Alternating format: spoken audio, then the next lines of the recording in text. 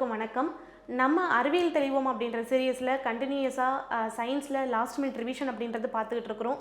அந்த வகையில் நம்ம ஆல்ரெடி எயித்தில் இருக்கக்கூடிய கெமிஸ்ட்ரியில் ஒரு லெசனுக்கான எக்ஸ்ப்ளனேஷன் மட்டும் ப்ரீவியஸ் வீடியோவில் பார்த்துருந்தோம். இன்றைக்கி அதனுடைய கண்டினியூஷனாக பாருங்கள். 8th ஸ்டாண்டர்டில் இருக்கக்கூடிய 2 லெசனுக்கான கெமிஸ்ட்ரியில் இருக்கக்கூடிய ஒரு 2 லெசனுக்கான எக்ஸ்ப்ளனேஷன் இப்போ பார்க்கலாம். சேஞ்சஸ் அரௌண்டஸ் அப்படின்ற அந்த லெசனும், அதுக்கப்புறம் ஏர் காற்று அப்படின்ற இந்த லெசனுக்குமான எக்ஸ்ப்ளனேஷன் கொஷின்ஸோட சேர்த்து நம்ம இப்போ இந்த வீடியோவில் பார்க்கலாம். ஓகே, ஃபஸ்ட்டு கொஷின் பாருங்கள்.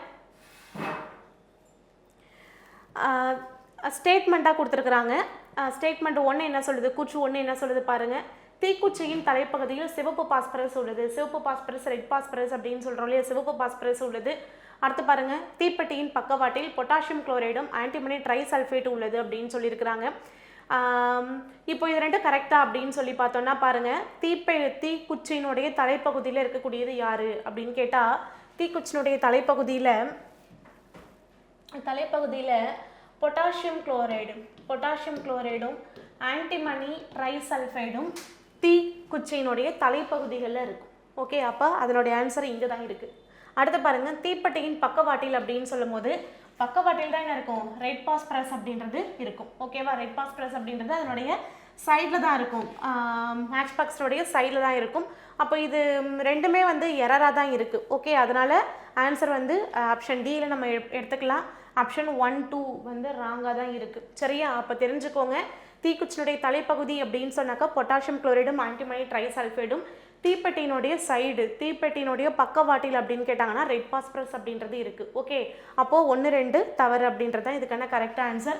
அப்போ ஆப்ஷன் டி தான் வந்து இதுக்கான ஆன்சர். ஓகே, நெக்ஸ்ட் கொஸ்டின் பாருங்கள்.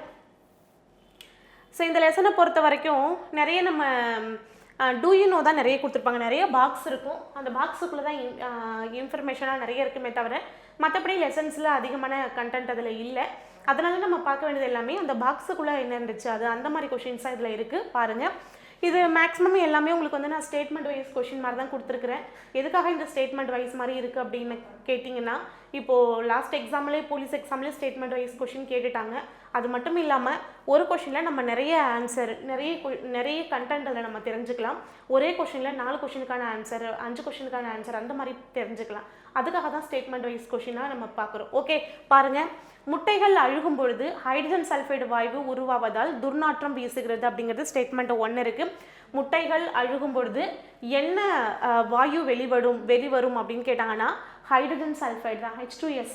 ஓகே, ஹைட்ரஜன் சல்ஃபைடு H2S சொல்லுவோம். இந்த வாயு தான் வெளிவரும். அப்போ அதனால தான் இந்த துர்நாற்றம் வீசுது. ஓகே, அடுத்து பாருங்கள். ஆப்பிள்களும் வேறு சில பழங்களும், நம்மளுக்கே தெரியும் தானே, நறுக்கி வச்ச ஆப்பிள் நறுக்கி வச்சா ஆகிடும், கலர் வந்து சேஞ்ச் ஆகிடும். அதுதான் இங்கே கொடுத்துருக்குறாங்க. அப்போ அதுக்கான காரணம் என்ன அப்படின்றதான் பார்க்குறோம். ஆப்பிள்களும் வேறு சில பழங்களும் நறுக்கி வைத்த பிறகு காற்றில் உள்ள ஆக்சிஜனுடன் ஏற்படும் வேதிவினையால் பழுப்பு நிறம் அடைகிறது அப்படின்னு சொல்லிருக்கிறாங்க. அப்போ அங்கே என்ன நடக்குதுன்னா ஆக்சிடேஷன் ஆகுதா, காற்றில் உள்ள ஆக்சிஜனுடன் ஏற்படும் வேதிவினையினால பழுப்பு நிறம் அடைகிறது. ஓகே, அப்படி இங்கிலீஷ்லையும் பார்த்தலாம்.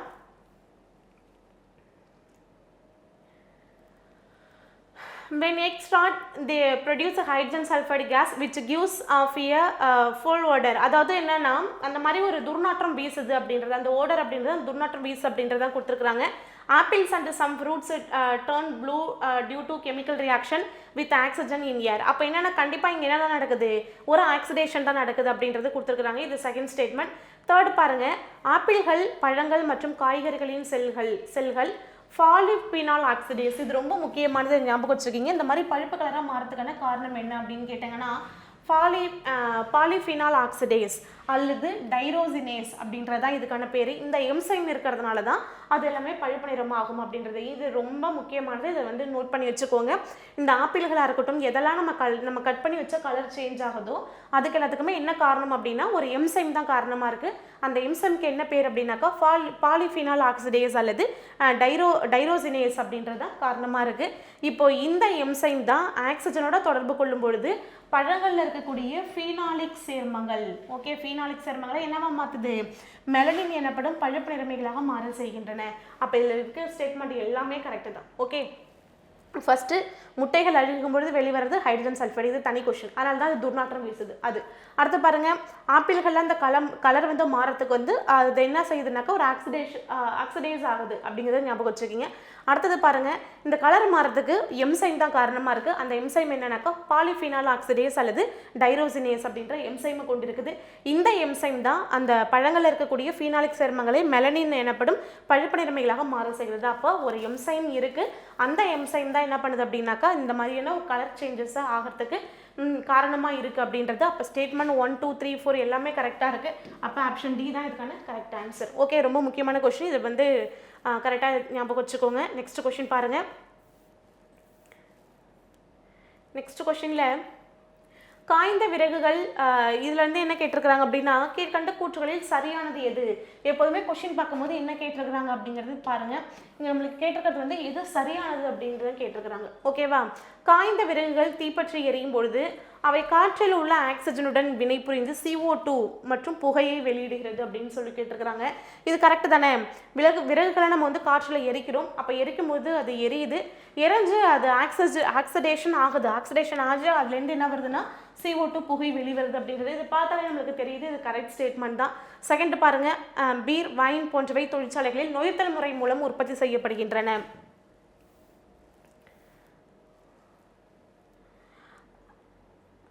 Okay, when dry wood comes into contact with the fire, it burns with the help of oxygen to form a carbon dioxide which is given out as a smoke. Okay, carbon dioxide அது கூட சேர்த்து புகை வரும். Beer wine is produced by the fermentation process in industry. அதுக்கு பேர் அந்த நொதித்தல், இதுக்கு வந்து என்ன சொல்லணும்னா fermentation அப்படின்னு சொல்கிறோம். இந்த fermentation மூலமாக தான் என்ன வந்து உற்பத்தி செய்யப்படுகிறது அப்படின்னாக்கா பீர், வைன் இது எல்லாமே உற்பத்தி செய்யப்படுகிறது. ஓகேவா? தேர்ட் ஸ்டேட்மெண்ட் பாருங்கள். பிரைன் என்று அழைக்கப்படும் கரைசல் அடர் சோடியம் குளோரைடு கரைசல். ஓகே, அப்போ இதிலே ஒரு கொஸ்டின் இருக்குதா, பிரைன் அப்படின்னா என்னன்னு சொல்லி கேட்குறாங்கன்னு வச்சுக்கோங்களேன். அதுக்கே ஆன்சர் பாருங்கள். பிரைன் அப்படின்னு சொல்லக்கூடியது, பிரைன் அப்படின்னு சொன்னாங்கன்னா சோடியம் குளோரைடு. சோடியம் குளோரைடுக்கு பேர் தான் அடர் சோடியம் குளோரைடு. அடர்னா கான் அப்படின்னு பேர். ஓகேவா? கான் அப்படின்னு பேர். இந்த அடர் சோடியம் குளோரைடு கரைசல், சோடியம் குளோரைடு கரைசலுக்கு பேர் தான் பிரைன் அப்படிங்கிறது பேர். ஓகேவா? அடுத்து பாருங்க, மின்னார் பகுத்தல் எனப்படும் எலக்ட்ரோலைசிஸ் என்ற சொல் மைக்கேல் ஃபாரடேவால் அறிமுகப்படுத்தப்பட்டது அப்படின்னு சொல்லிருக்கிறாங்க. இங்கிலீஷில் பார்த்தலாம். Okay, brine is a concentrated solution of a sodium chloride அப்படின்னு கொடுத்துருக்குறாங்க. இதுவும் நம்மளுக்கு கரெக்டாக தான் இருக்குது. ஓகேவா? ஓகே, இந்த மின்னார் பகுத்தல் அதை தான் நம்ம எலக்ட்ரோலைசிஸ் அப்படின்னு சொல்கிறோம். ஓகே, எலக்ட்ரோலைசிஸ் அப்படின்னு சொல்கிற இந்த ப்ராசஸுக்கு பேர் இங்கிலீஷில் எலக்ட்ரோலைசிஸ் அப்படின்றது பேர். இந்த எலக்ட்ரோலைசிஸ் என்ற சொல் வந்து மைக்கேல் ஃபாரடேவால் அறிமுகப்படுத்தப்பட்டிருக்குது அப்படின்னு சொல்லிருக்கிறாங்க. இதுவும் கரெக்ட் ஸ்டேட்மெண்ட் தான். அப்போ ஸ்டேட்மெண்ட் 1 2 3 4 எல்லாமே கரெக்டாக இருக்குது. அப்போ ஆப்ஷன் பி தான் இதுக்கான கரெக்ட் ஆன்சர். ஓகேவா? நெக்ஸ்ட் கொஸ்டின் பாருங்கள். இதில் வந்து என்னென்னா ஃபஸ்ட்டு ஒன்று, விறகுகள் எரியும் பொழுது அதுக்கு கண்டிப்பாக என்ன தேவை, எரிதலுக்கு ஆக்சிஜன் வேணும். நம்மளுக்கு தெரியும் தானே. இப்போது அதிகமாக நம்ம வந்து விறகு யூஸ் பண்ணுறது கிடையாது சமைக்கிறதுக்கு அந்த மாதிரி. ஆனால் முன்னாடி கொஞ்சம் பழைய காலத்துலலாம் வந்து பார்த்திங்கனாக்கா விறகு தான் யூஸ் பண்ணுவாங்க, விறகு அடுப்பு. அப்போ நம்மளே பார்த்துருப்போம், அடுப்பு எரியறது அணைஞ்சிச்சுன்னா செய்வாங்க, அந்த ஒரு வச்சு ஊதும் போது நம்ம என்ன அதுக்கு என்ன கண்டென்ட் அதுக்கு நம்ம கொடுக்குறோம் அப்படின்னா ஆக்சிஜன் கண்டென்ட் அதுக்கு நம்ம கொடுக்குறோம். அப்போ ஆக்சிஜன் கிடைக்கும் போது அது என்ன செய்யும், எரியும். அப்போ அதுதான் இங்கே இருக்குது. ஆக்சிஜனுடன் வினைபுரிந்து அது என்னவா மாறுதுன்னா கார்பன் டை ஆக்சைடு மற்றும் புகையை வெளியிடுது. அதை ஞாபகம் வச்சுக்கிங்க. பீர், வைன் எல்லாம் ஃபெர்மெண்டேஷன், இந்த ரியாக்ஷன் மூலமாக தான் நம்மளுக்கு உற்பத்தி செய்யப்படுதுன்னு கொடுத்துருக்குறாங்க. அதாவது பிரைன்னா என்ன, பிரைன் அப்படிங்கிறது வந்து கான்சன்ட்ரேட்டட் சோடியம் குளோரைடுக்கு பேர் தான் பிரைன் அப்படின்றது பேர். அடுத்தது எலக்ட்ரோலைசிஸ் அப்படின்னு சொல்லக்கூடிய இந்த மின்னார் பகுத்தல் அப்படின்றது இந்த சொல்ல அறிமுகப்படுத்தினவர் யார் அப்படின்னா மைக்கேல் ஃபாரடே. அவ்வளோதான். இதிலே 4 கொஸ்டின் இருக்குது. இந்த 4 கொஸ்டினுக்கான ஆன்சரும் இங்கே இருக்குது. அப்போ ஸ்டேட்மெண்ட் 1 2 3 4 நாலுமே வந்து இதில் கரெக்டாக இருக்குது. ஓகேவா? அப்போ ஆப்ஷன் பி தான் இதுக்கான கரெக்ட் ஆன்சர். நெக்ஸ்ட் கொஸ்டின் பாருங்கள். ஆன்சர் வந்து பி. ஓகே, நெக்ஸ்ட் கொஸ்டின் பாருங்கள்.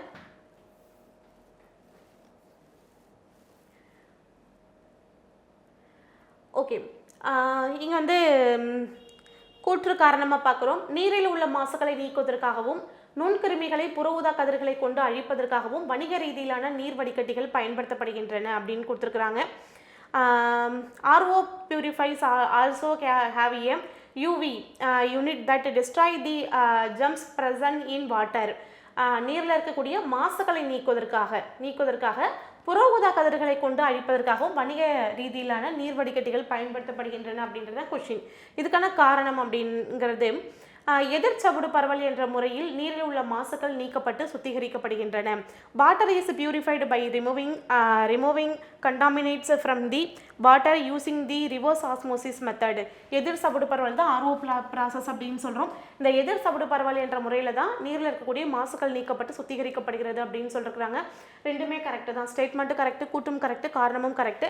அப்போது இதுக்கான ஆன்சர் வந்து ஆப்ஷன் ஏ தான் இதுக்கான கரெக்ட் ஆன்சர். ஓகேவா? எதிர் சவுடு பரவல் முறையின் மூலமாக தான் ஆர்ஓ ப்ராசஸ் அப்படின்னு சொல்கிறோம். அந்த ஆர்ஓ ப்ராசஸ் மூலமாக தான் நீரில் இருக்கக்கூடிய மாசுக்கள் அப்படின்றது நீக்கப்படுது. ஓகே, நெக்ஸ்ட் பாருங்க.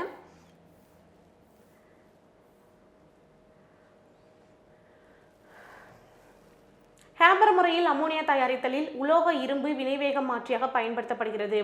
Metallic iron is used as a catalyst in the Haber process for the production of ammonia. Okay, Haber முறையில் அமோனியா தயாரித்தலில் எது வினைவேக மாற்றியாக செயல்படுது? முதல்ல இந்த வினைவேக மாற்றி அப்படின்னா என்னன்னு தெரியணும். வினைவேக மாற்றி அப்படிங்கிறது கேட்டலிஸ்ட் அப்படின்னு சொல்கிறோம். இந்த வினைவேக மாற்றி அப்படின்னா என்ன அப்படின்னா, ஒரு வினையினுடைய வேகத்தை சேஞ்ச் பண்ணும், அதுதான் வினைவேக மாற்றி. ஒரு ரியாக்ஷன் ரொம்ப ஸ்லோவாக நடந்துகிட்டு இருக்கு அப்படின்னா ரொம்ப மெதுவாக போகாத, ஃபாஸ்ட்டாக நட அப்படின்னு சொல்லி ஃபாஸ்ட்டாக ஓடு அப்படின்னு வேகமாக அதை துரிதப்படுத்தும். இல்லை ஒரு ரியாக்ஷன் ரொம்ப ஃபாஸ்ட்டாக போயிட்டுருக்கு அப்படின்னா இவ்வளோ ஃபாஸ்ட்டு வேண்டாம், இன்னும் கொஞ்சம் ஸ்லோவாக போகலாம் அப்படின்னு அந்த வினையினுடைய வேகத்தை குறைக்கும். அப்போ வினைவேக மாற்றின்றது ரொம்ப மெதுவாக நடக்கக்கூடிய வினையின் வேகத்தை ஃபாஸ்ட்டாகவும், ரொம்ப ஃபாஸ்ட்டாக போகிறத ஸ்லோ பண்ணுறதுக்கும் பயன்படக்கூடிய ஒரு கெமிக்கல் தான் வந்து என்னென்னு சொல்கிறோம் அப்படின்னாக்கா இந்த வினைவேக மாற்றி அப்படின்னு சொல்கிறோம், கேட்டலிஸ்ட் அப்படின்னு சொல்கிறோம். இந்த கேட்டலிஸ்ட் வந்து இங்கே என்ன நம்மளுக்கு கொஷின் கேட்டுக்கிறாங்க அப்படின்னா, அமோனியா வந்து தயாரிக்கிறோம். ஓகேவா? இந்த ஹேபர் முறை ஹேபர் ப்ராசஸ் அப்படின்றது பேர். இந்த ஹேபர் ப்ராசஸில் அமோனியா வந்து நம்ம தயாரிக்கிறோம். அதில் யார் வந்து வினைவேக மாற்றியாக பயன்படுது அப்படின்னு சொல்லி கேட்டாங்கன்னாக்கா இரும்பு தான் வினைவேக மாற்றியாக பயன்படுது. ஓகேவா? அதே போல் வனஸ்பதி அப்படின்னு சொல்கிறோம். சரியா? வனஸ்பதி நெய் அப்படின்னு சொல்லிருப்பாங்க.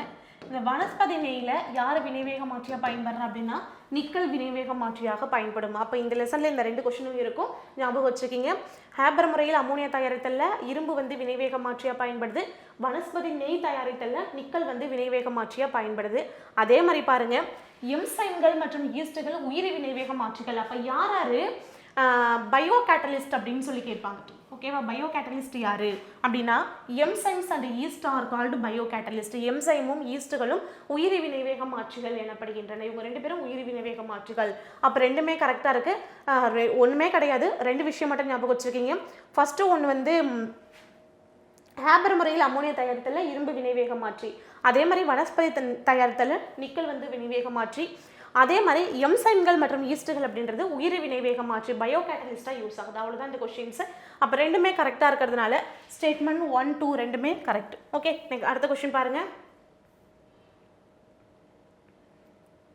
ஸோ இது ரொம்ப சிம்பிள் தான். நம்ம இதுக்கு வந்து எக்ஸ்ப்ளனேஷன் எதுவுமே தேவைப்படாது. படித்து பார்த்து அப்படியே ஆன்சர் பண்ணுற மாதிரி தான் இருக்கும். ஒரு பலூனினுள் வெப்ப காற்றினை அடைப்பது இயற்பியல் மாற்றமாகும். கரெக்டு தானே? அது கண்டிப்பாக வேதியியல் மாற்றம் கிடையாது.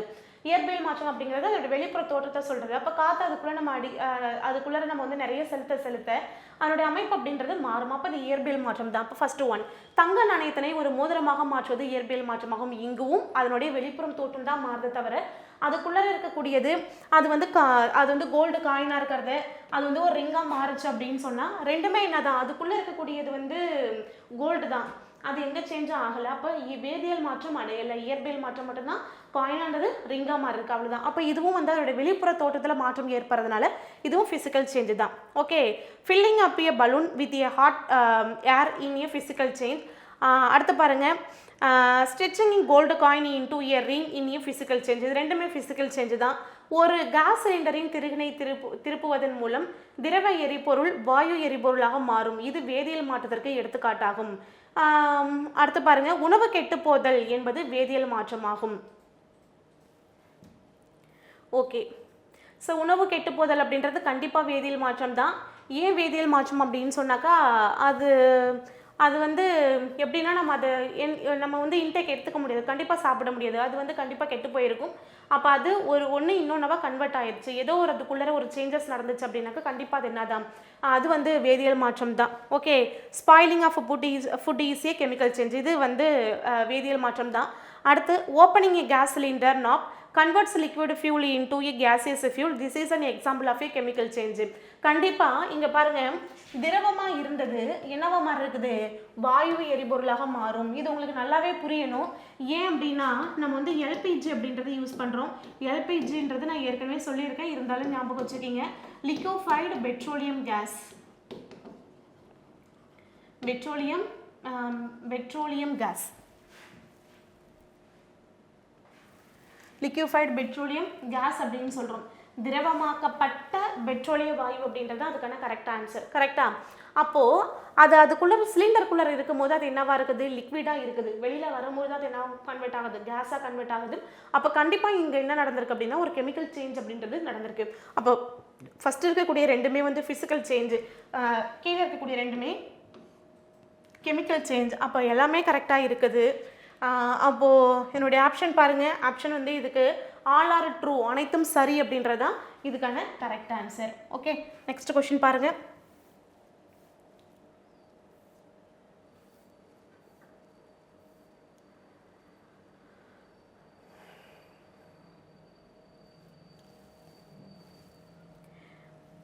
When dry wood comes into contact with the fire, it burns with the help of oxygen to form carbon dioxide which is given out as smoke.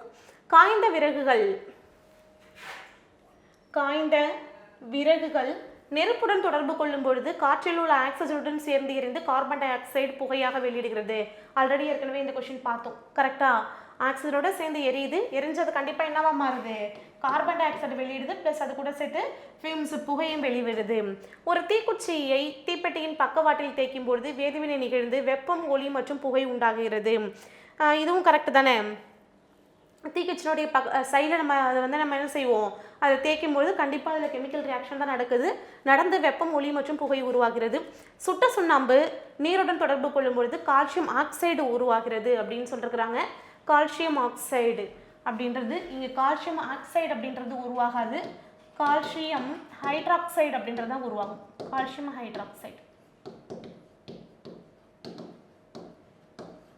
Calcium hydroxide. Okay,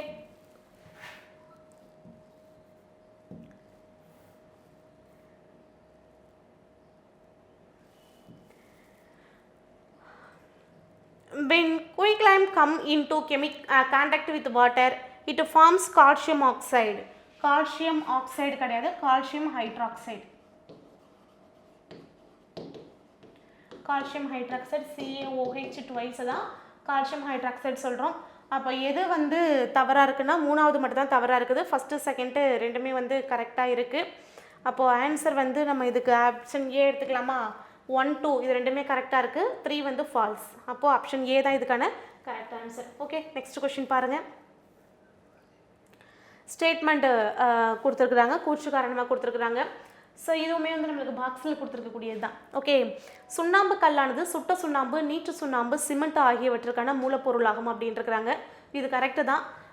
சுண்ணாம்பு கல் அப்படின்றது சுட்ட சுண்ணாம்பு, நீற்றிய சுண்ணாம்பு மற்றும் சிமெண்ட்டு. ஓகே, இங்கிலீஷில் என்ன கொடுத்துருக்காங்க பார்க்கலாம்.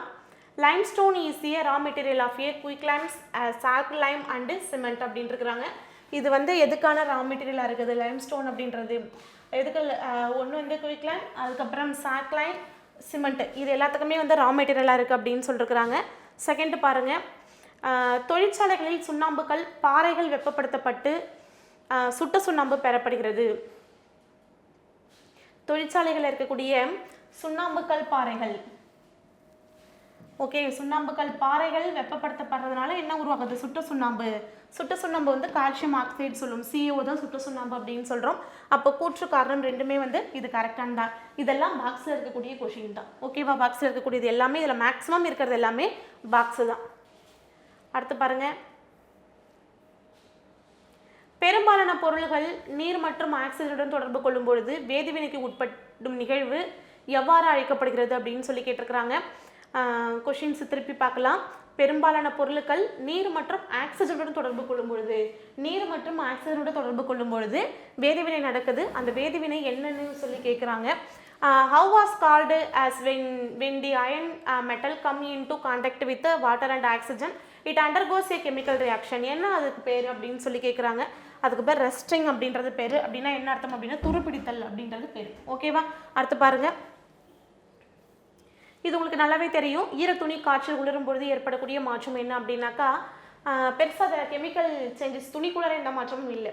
முதல்ல ஈரமாக இருந்தது, அதுக்கப்புறம் என்ன ஆகிடும், அது வந்து காய வச்சதுக்கப்புறம் நம்மளுக்கு ஒரு நம்மளுக்கு நல்லா அது ட்ரை ஆகிடும். ட்ரை ஆகிட்டு நம்மளுக்கு தேவையான மாதிரி நம்ம யூஸ் பண்ணக்கூடிய அளவுக்கான ஒரு துணியை நம்மளுக்கு கிடைக்குது. அப்போ இது கண்டிப்பாக என்னன்னாக்கா வெளிப்புறத்தில் மட்டும் தானே சேஞ்சஸ் நடந்தது. ஈர துணியானது காய வச்சதுக்கப்புறம் வேறு மாதிரி நம்மளுக்கு கிடைக்குது. அப்போ என்னன்னா இது வந்து இயற்பியல் மாற்றம் மட்டும் தான், இது கெமிக்கல் மாற்றம் கிடையாது. கெமிக்கல் மாற்றம்னா அந்த துணிக்குள்ளார வந்து அது ஒரு மாற்றம் நடந்திருக்கணும். இது வெளியில் ஈர துணியானது அது காய்ந்த துணியாக ஆயிடுச்சு, அவ்வளோதான். ஓகேவா? அப்போ இது வந்து என்னன்னாக்கா ஒரு இயற்பியல் மாற்றம் அப்படின்றதான் இதுக்கான கரெக்ட் ஆன்சர். நெக்ஸ்ட் கொஸ்டின் பாருங்கள். இப்போ இதில் நம்ம வந்து ஏர் அப்படின்ற இந்த லெசனில் இருக்கக்கூடிய கொஷின்ஸ் தான் இதுக்கப்புறம் பார்க்க போகிறோம். இது வந்து இதுலேயுமே மேக்ஸிமம் இப்போ இந்த கொஷின்லாவே நம்மளுக்கு பாக்ஸ் கொஷின் தான். ஓகேவா? பாருங்கள், தூய மழை நீரினுடைய pH மதிப்பு 5.6 இருக்கின்றது. ஆனால் அமில மழையின் pH மதிப்பு 5.6 விட குறைவு அப்படின்னு இருக்கிறாங்க. முன்னாடிலாம் தூய நீர் அப்படின்னு சொன்னாங்கன்னாக்கா அதனுடைய pH வந்து 7 அப்படின்னு கொடுப்பாங்க. ஆனால் இப்போல்லாம் வந்து 7 கொடுக்கறது கிடையாது. ஏன்னா நம்மளுக்கு வரக்கூடிய மழை எல்லாமே அமில மழையாக தான் இருக்குது. அதனால் pH வந்து 5.6 தான் கொடுக்குறாங்க. அமில மழையினுடைய pH வந்து இன்னுமே வந்து 5.6 விட குறைவு அப்படின்னு சொல்லிருக்கிறாங்க. அப்போ தூய மழைநீரினுடைய pH மதிப்பே தூய மழைநீர். ஓகேவா? அந்த இடத்துல அந்த வார்த்தையை கவனிங்க. தூய மழைநீருடைய pH வந்து மழைநீர் அப்படின்னாலே முன்னெல்லாம் 7 தான் கொடுத்துருப்பாங்க. நீங்கள் பழைய புக்லலாம் பார்த்தீங்கன்னா தெரியும். ஆனால் இப்போலாம் 5.6 தான் கொடுக்குறாங்க. ஓகேவா? ஆனால் அமில மழையினுடைய pH மதிப்பு 5.6 விட குறைவு. அப்போ தூய மழைநீர்னாலே 5.6, அமில மழைனா 5.6 விட குறைவு அப்படின்னு கொடுத்துருக்குறாங்க. ஓகேவா? இது ரெண்டுமே இதில் 2 ஸ்டேட்மெண்ட் இருக்குது, ரெண்டுமே கரெக்டு தான். அதுக்கு என்ன காரணம் அப்படின்னா நம்மளுடைய அட்மாஸ்பியரில் இருக்கக்கூடிய கார்பன் டை ஆக்சைடு வந்து இந்த நீரில் கரையுது. இந்த நீரில் கரையிறதுனால தான் இந்த மாதிரி pH வந்து ரெடியூஸ் ஆகுது அப்படின்றதையும் அதிலே கொடுத்துருப்பாங்க. அது பாக்ஸில் இருக்கக்கூடியது. ஓகேவா? காற்றேற்றப்பட்ட நீர் என்பது அதிக அழுத்தத்தில் கார்பன் டை ஆக்சைடு வாயு நீரில் கரைந்துள்ள பொருளாகும். இது என்னது? கார்பனேட்டட் வாட்டர் அப்படின்னு சொல்லுவோம் இல்லையா? கார்பனேட்டட் வாட்டர் அப்படின்னா சோடா, அவ்வளோதான். சோடா குடிக்கிறோம் இல்லையா? அந்த சோடா தான். அதில் வந்து என்ன கேஸ் அதில் வந்து செலுத்திருக்கிறாங்க அப்படின்னா அதில் இருக்கக்கூடிய கேஸ் வந்து கார்பன் டை ஆக்சைடு வாயு. அப்போ காற்றேற்றப்பட்ட நீர் என்பது அதிக அழுத்தத்தில் கார்பன் டை ஆக்சைடு வாயு நீரில் கரைந்துள்ள பொருளாகும் அப்படின்னு இருக்கிறாங்க. ஸ்டேட்மெண்ட் 1, 2 ரெண்டுமே கரெக்டாக தான் இருக்குது. அதனால் இதுக்கு ஆன்சர் வந்து ஆப்ஷன் டி தான் என்னுடைய correct answer. Okay, next question பாருங்கள். இதில் என்ன கொடுத்துருக்காங்கன்னா ஸ்டேட்மெண்ட்டில் pH of pure rain water, அந்த பியூர் வாட்டர் அப்படி இல்லை பியூர் ரெயின் வாட்டர், அது வந்து கரெக்டாக நோட் பண்ணிக்கோங்க. Pure rain water is around 5.6 whereas acid rain has pH less than 5.6. Statement 2 வந்து aerated water is nothing but carbon dioxide dissolved in water under pressure அப்படின்றது. Statement 1, 2 ரெண்டுமே வந்து என்னது கரெக்டாக தான் இருக்குது. ஆப்ஷன் டி தான் இதுக்கான கரெக்ட் ஆன்சர். நெக்ஸ்ட் கொஸ்டின் பாருங்கள். கீழ்கண்டவற்றில் எந்த மாசு அதன் செறிவு 100 ppm மிகும் பொழுது சைலண்ட் கில்லர் என அழைக்கப்படுகிறதுன்னு கேட்டிருக்கிறாங்க. இது வந்து carbon monoxide, carbon di oxide, carbon monoxide. இது ரெண்டுல எது மோர் டாக்ஸிக் அப்படின்னு கேட்டாங்கன்னா கார்பன் மோனாக்சைடு தான் வந்து மோர் டாக்ஸிக்காக இருக்கும். ஞாபகம் வச்சுக்கிங்க. Name the pollutant which is called silent killer if it exceed அப்படின்னு இருக்கிறாங்க. இதுக்கு ஆன்சர் வந்து கார்பன் மோனாக்சைடு தான். சரியா? கார்பன் மோனாக்சைடு CO அப்படின்றது. நெக்ஸ்ட் கொஸ்டின் பாருங்க. நெக்ஸ்ட் கொஸ்டின்ல இது வந்து ஒரு லா. ஓகேவா? which law states that in a pure chemical compound the elements are always present in defined proportion by mass அப்படின்னு இருக்கிறாங்க. ஒன்றுக்கு மேற்பட்ட தனிமங்கள் குறிப்பிட்ட நிறைவிகிதத்தில் ஒன்றிணைந்து தூய சேர்மத்தை உருவாக்குகிறது. ஸோ இது வந்து என்ன விதி அப்படின்னு சொன்னாக்கா இது வந்து லா ஆஃப் கான்ஸ்டன்ட் ப்ரப்போர்ஷன் அப்படின்னு சொல்லக்கூடிய மாறா விகித விதியை தான் நம்ம இது வந்து சொல்லணும். என்னன்னா ஒன்றுக்கு மேற்பட்ட தனிமங்கள் குறிப்பிட்ட நிறைவிகிதத்தில் ஒன்றிணைந்து தூய சேர்மத்தை உருவாக்குகிறது. இந்த விதியெல்லாம் அப்படியே நம்ம படிச்சுக்கிற மாதிரி தான் இருக்கும். அப்போது லா ஆஃப் கான்ஸ்டன்ட் ப்ரப்போர்ஷன் அப்படின்னு சொல்லக்கூடிய மாறா விகித விதி தான் இதை சொல்லியிருக்குது. ஒன்றுக்கு மேற்பட்ட தனிமங்கள் குறிப்பிட்ட நிறைவேகத்தில் ஒன்றிணைந்து தூய சேர்மத்தை உருவாக்குகிறது அப்படின்னு சொல்லக்கூடியது மாறா விகித விதி. நெக்ஸ்ட் கொஸ்டின் பாருங்க. ஹைட்ரஜன் வாயுவை எளிதில் தீப்பிடிக்கும் தன்மை கொண்டதால் அது காற்றில் உள்ள ஆக்சிஜனுடன் வினைபுரிந்து பாப் என்ற ஒலியை உருவாக்குகிறது. இதில் ஒரு ஆன்சர் தெரிஞ்சுக்கோங்க. ஹைட்ரஜன் வாயு எளிதில் தீப்பிடிக்கும் தன்மை கொண்டது. Hydrogen case is highly flammable and react with oxygen in the air to produce A popping sound அப்படின்னு இருக்காங்க. இது கரெக்டு தான். அடுத்து பாருங்க, CO2, CO, SO2, NO, CFC, CH4 ஆகியவை மூலம் அமிலமழை, புவி வெப்பமயமாதல், சுவாச கோளாறுகள் உருவாகின்றன அப்படின்னு கொடுத்துருக்குறாங்க. சேம் அதே தான். ஓகேவா? ஸோ இந்த இடத்துல ஒரே ஒரு கரெக்ஷன் மட்டும் 2 CO இருக்கிறத மாற்றிக்கிங்க. இங்கே CH4 அப்படிங்கிறது வரணும். ஓகேவா? அமிலமழையை கொடுக்குது, குளோபல் வார்மிங் புவி வெப்பமயமாதலை கொடுக்குது, அது ஆசிட் ரெயின். இங்கே வந்து நம்மளுடைய சுவாச கோளாறுகளை உருவாக்குகிறது அப்படின்னு கொடுத்துருக்குறாங்க. இது ரெண்டுமே கரெக்டு தான். 2 கொஸ்டின் இருக்குது, 2 வெவ்வேறு விதமான கொஸ்டின் இருக்குது. ரெண்டுமே கரெக்டுன்றதுனால ஸ்டேட்மெண்ட் 1, 2 வந்து கரெக்டு தான். ஆப்ஷன் ஏ தான் இதுக்கான correct answer. Okay, next question பாருங்கள். ஆக்சிஜனானது நைட்ரஜனை விட 2 மடங்கு நீரில் அதிகமாக கரையும் தன்மை உடையது. Oxygen is twice as soluble in water as nitrogen அப்படிங்கிறது கொடுத்துருக்காங்க. இது கரெக்டான ஸ்டேட்மெண்ட் தான். ஏன்னா ஆக்சிஜனானது நைட்ரஜனை விட 2 மடங்கு அதிகமாக கரையக்கூடிய தன்மை இருக்கிறதுனால தான் நீருக்கடியில் சின்ன சின்ன மீன்கள், பூச்சிகள், சின்ன சின்ன உயிரினங்கள், அது இல்லாமல் குட்டி குட்டியான தாவரங்கள், இது எல்லாருமே வந்து வளர்கிறதுக்கு முக்கிய ஆதாரமாக இருக்கிறது ஆக்சிஜன் தான். அப்போது இது கரெக்டான ஸ்டேட்மெண்ட் தான். அடுத்து பாருங்க, எஃகில் உள்ள கார்பன் மாசை நீக்கவும் வெல்டிங்கில் பயன்படும் அசிட்டிலின் உருளைகளில் ஆக்சிஜன் பயன்படுகிறது. Remove carbon impurities from steel. Oxygen is used in acetylene cylinder used in welding அப்படிங்கிறது கொடுத்துருக்குறாங்க. இது அதனுடைய பயன்பாடுகளில் வரும். இது இல்லாமல் வேறு எதுக்கெல்லாம் பயன்படுது அப்படின்னா, தாவரங்கள், விலங்கினங்கள் சுவாசத்திற்காக பயன்படுது. நம்ம சுவாசிக்கிறதுக்கும் இதுதான் பயன்படுது, ஆக்சிஜன் தான் தேவைப்படுது. கரெக்டாக? அப்போது இந்த சுவாசத்துக்கு பயன்படுது. இது இல்லாமல் ஆழ்கடலில் மூழ்குறாங்க இல்லையா அவங்களுக்கு, அதே மாதிரி மலை ஏறுபவங்க, ஓகேவா, மலை ஏறுபவர்களுக்கு பயன்படுது. இது இல்லாமல் விண்வெளி வீரர்கள், இவங்க எல்லாருக்குமே வந்து அந்த செயற்கை சுவாசத்திற்காக எது பயன்படுதுன்னா இந்த ஆக்சிஜன் பயன்படுது. இது இல்லாமல் இந்த ஆக்சிஜன் இந்த கார்பனோடு சேர்த்து வெடிப்பொருள்களாக பயன்படுது. மெத்தனால் தயாரித்தல்ல எது பயன்படுதுன்னா இந்த ஆக்சிஜன் பயன்படுது. இதெல்லாம் ஆக்சிஜன் பயன்பாடுகளில் வரக்கூடியது. இந்த கார்பன் மாசை நீக்கிறதுலேருந்து அந்த லாஸ்ட்டில் நான் சொன்ன வரைக்கும். சரியா? அப்போ அந்த பயன்பாடுகள் இதெல்லாம் பார்த்துக்குங்க. அப்போது ரெண்டுமே கரெக்டாக இருக்கிறதுனால ஸ்டேட்மெண்ட் 1 and 2 வந்து ட்ரூ. ஓகே, நெக்ஸ்ட் கொஸ்டின் பாருங்கள். கூற்று 1, அம்மோனியா தயாரித்தலும் திரவ நைட்ரஜன் குளிர்சாதன பெட்டிகளில் குளிரூட்டியாக பயன்படுகிறது. அப்போ யாரை பற்றி சொல்கிறாங்க அப்படின்னாக்கா, திரவ நைட்ரஜன் பற்றி தான் பார்க்குறோம். திரவ நைட்ரஜன் எதுக்கெல்லாம் பயன்படுது? லிக்விட் நைட்ரஜன் இது வந்து எதுக்கெல்லாம் யூஸ் ஆகுது அப்படின்னாக்கா, அம்மோனியா தயாரிப்பிலும், used in production of ammonia. ஓகேவா? அம்மோனியா தயாரித்தலில் பயன்படுது. அது இல்லாமல் குளிர்சாதன பெட்டிகளில் குளிரூட்டியாக பயன்படுகிறது. ஓகேவா? ரெஃப்ரிஜிரேட்டர் சொல்கிறோம் இல்லையா, அந்த ரெஃப்ரிஜிரேட்டரில் இது வந்து குளிரூட்டியாக பயன்படுகிறது அப்படின்னு சொல்லிருக்கிறாங்க. இது ஸ்டேட்மெண்ட் 1. செகண்ட் பாருங்கள். கார்பன் டை ஆக்சைடின் அளவு அதிகமாக இருப்பதால் வெள்ளிக்கோளின் மேற்பரப்பில் வெப்பத்தை தக்க வைத்துக் கொள்ள முடிகிறது. The high level of carbon dioxide help retain heat off on the surface of Venus அப்படின்ட்டுருக்குறாங்க. இந்த 2 ஸ்டேட்மெண்ட்டும் கரெக்டு தான். அது ஸ்டேட்மெண்ட் 1, 2 ரெண்டுமே வந்து கரெக்ட் ஆன்சர். நெக்ஸ்ட் கொஸ்டின் பாருங்கள். ஓகே, இது ரொம்ப முக்கியமானது. இந்த திட கார்பன் டை ஆக்சைடு உலர் பனிக்கட்டி என அழைக்கப்படுகிறது. ஓகேவா?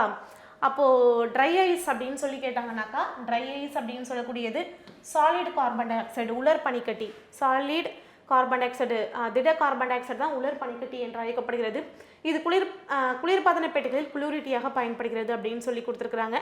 அடுத்து பாருங்கள், மேடை நிகழ்ச்சி, சினிமா காட்சிகளில் வெண்ணிற புகை மூட்டமாகவும் தீயணைப்பானாகவும் சால்வை முறையில் சோடியம் கார்பனேட் தயாரிப்பிலும் CO2 பயன்படுகிறது. இது எல்லாமே CO2னுடைய பயன்பாடுகளில் வரக்கூடியது. சரியா? அப்போ மேடை நிகழ்ச்சி, சினிமா காட்சிகளில் வெந்நீர புகை மூட்டம், அதுக்கப்புறம் தீயணைப்பான்களில் சால்வை முறையில் சோடியம் கார்பனேட் தயாரித்தல், இதெல்லாம் CO2னுடைய பயன்பாடுகளில் வரக்கூடியது. இதுவுமே ஸ்டேட்மெண்ட் 1, 2 ரெண்டுமே வந்து கரெக்ட். ஓகேவா? ஸோ இப்போ இந்த மாதிரி கேட்டு இதெல்லாம் எதுக்கு பயன்படுதுன்னு கேட்டாங்கன்னா கார்பன் டை ஆக்சைடு பயன்படுதுன்றதை சொல்லணும். ஓகேவா? நெக்ஸ்ட் கொஸ்டின் பாருங்கள்.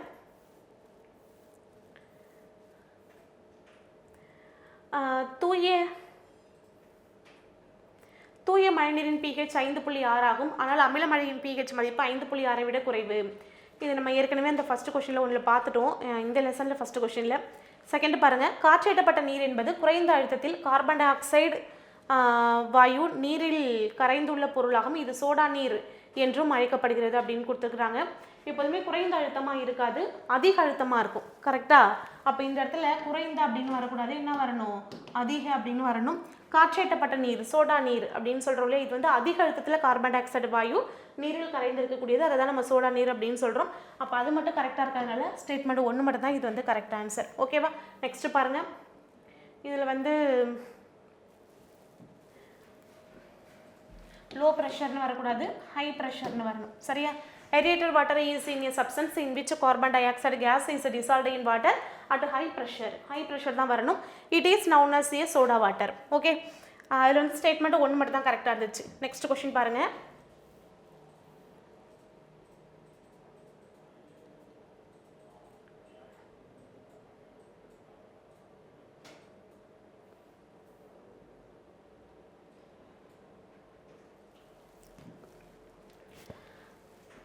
ஓகே, இதில் வந்து இதையுமே நம்ம ஸ்டேட்மெண்ட் 1 வந்து ஆல்ரெடி பார்த்துட்டோம். ஆக்சிஜன் வந்து நைட்ரஜனை விட 2 மடங்கு நீரில் அதிகமாக கரையும் தன்மை உடையது அப்படின்னு பார்த்துருக்கோம். ஆக்சிஜன் நீல லிட்மஸ் தாளை சிவப்பாக மாற்றுகிறது அப்படின்னு கொடுத்துருக்குறாங்க. இது வந்து கரெக்டாக கிடையாது. நீல லிட்மஸை சிவப்பாக மாற்றக்கூடியது வந்து எது அப்படின்னாக்கா அமிலம் தான் மாற்றும். கரெக்டாக? ஆக்சிஜன் அமிலம் கிடையாது, அதனால் இது மாற்றாது. அதனால் ஸ்டேட்மெண்ட் 1 மட்டும் தான் கரெக்ட். ஓகே, அடுத்து பாருங்கள். முதலாக காற்றிலிருந்து நைட்ரஜனை பிரித்தவர். நைட்ரஜனை பிரித்தவர் வந்து யாருன்னா CW ஷீலே சொல்லுவோம் இல்லையா, அவர் தான். ஓகே, அப்போ இந்த இடத்துல நைட்ரஜனை கண்டறிந்தவர், நைட்ரஜனை கண்டறிந்தவர் மற்றும் பெயரிட்டவர் ரெண்டுமே வந்து ரூதர்ஃபோர்ட் தான். சரியா? ரூதர்ஃபோர்ட். மேக்ஸிமம் எல்லாத்துக்கும் பெயர் வைக்கிறது வந்து லவாய்சர் பெயர் வைப்பார்.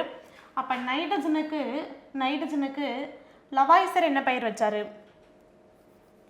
ஓகேவா? இந்த நைட்ரஜனுக்கு லவாய்சர் என்ன பெயர் வச்சார் அப்படின்னா அசோட். அசோட் அப்படின்னாக்கா நோ லைஃப் அப்படின்னு கொடுத்துருப்பார். நோ லைஃப் அப்படின்னாக்கா வாழ்வற்றது அப்படின்னு சொல்லி நியமிச்சிருப்பார். ஓகேவா? அப்போ நைட்ரஜன் அப்படின்னு சொன்னால் கண்டறிந்தவர் பெயரிட்டவர் ரெண்டுமே வந்து ரூதர்ஃபோர்ட். பெயரிட்டது ரூதர்ஃபோர்ட் தான்.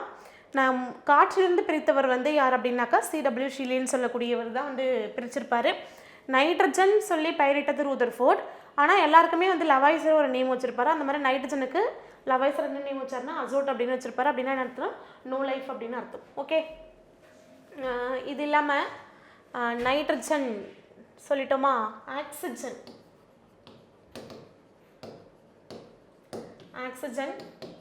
1772ல் கண்டறிந்தது வந்து யார் அப்படின்னா CW ஷீலே கண்டறிந்திருப்பார்.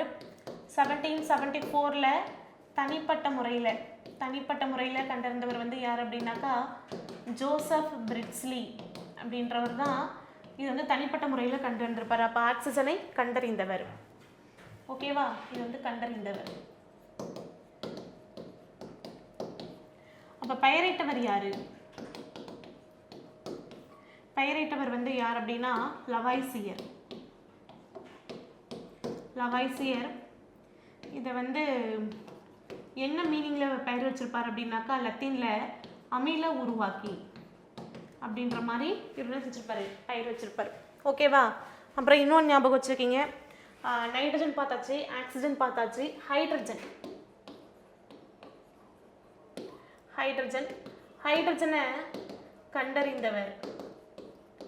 கண்டறிந்தவர் வந்து யாருன்னா ஹேவாண்டிஷ் கண்டறிந்திருப்பாரு. இதுக்கு பெயரிட்டவர் யாரு? பெயரிட்டவர் லவாய்சியர் பெயரிட்டிருப்பார். அதே மாதிரி கார்பன் சொல்லி பெயரிட்டவரும் லவாய்சர் தான் பெயரிட்டிருப்பாரு. இது எல்லாமே ஞாபகம் வச்சுருக்கீங்க. ஓகே, நெக்ஸ்ட் கொஸ்டின் பாருங்க. கீழ்கண்டவற்றுள் எதிர்கால எரிபொருள் என்று அழைக்கப்படுவது எது? Okay, which of the following is called a future tense அப்படின்னு கேட்டிருக்கிறாங்க. எதிர்கால எரிபொருள் அது ஃபியூல்ஸ் அப்படின்னு கூட நம்ம எடுத்துக்கலாம். கண்டிப்பாக ஹைட்ரஜன் மட்டும்தான். ஓகேவா? அப்போ இதுக்கு ஆன்சர் வந்து ஹைட்ரஜன். ஓகே, ஆப்ஷன் சி தான். அடுத்து உலர் பனிக்கட்டி ட்ரை ஐஸ் அப்படின்னு சொல்லக்கூடியது சாலிட் கார்பன் டை ஆக்சைடு தான். இது உங்களுக்கு தெரிஞ்சது தான். ஆப்ஷன் சி தான் இதுக்கான கரெக்ட் ஆன்சர். அடுத்து பாருங்கள், ஹேபர் முறையில் அமோனியா தயாரித்தலில் வினைவேக மாற்றியாக செயல்படக்கூடியது எது? ஓகே, வினைவேக மாற்றியாக பயன்படக்கூடியது இரும்பு. இரும்பு தான் வந்து வினைவேக மாற்றியாக பயன்படும். இதுக்கு ஆன்சர் வந்து ஆப்ஷன் டி. அடுத்து பாருங்கள், பின்வருவனவற்றுள் எது பசுமை இல்ல வாயு அல்ல அப்படின்னு சொல்லி கேட்டிருக்கிறாங்க. CO2, N2O, CFC, CH4 இதெல்லாம். ஆர்கான் அப்படின்றது வந்து இது வந்து ஒரு நோபல் கேஸ். நோபல் கேஸ், அதனால் இது மட்டும் வராது, ஆர்கான்ன்றது வராது.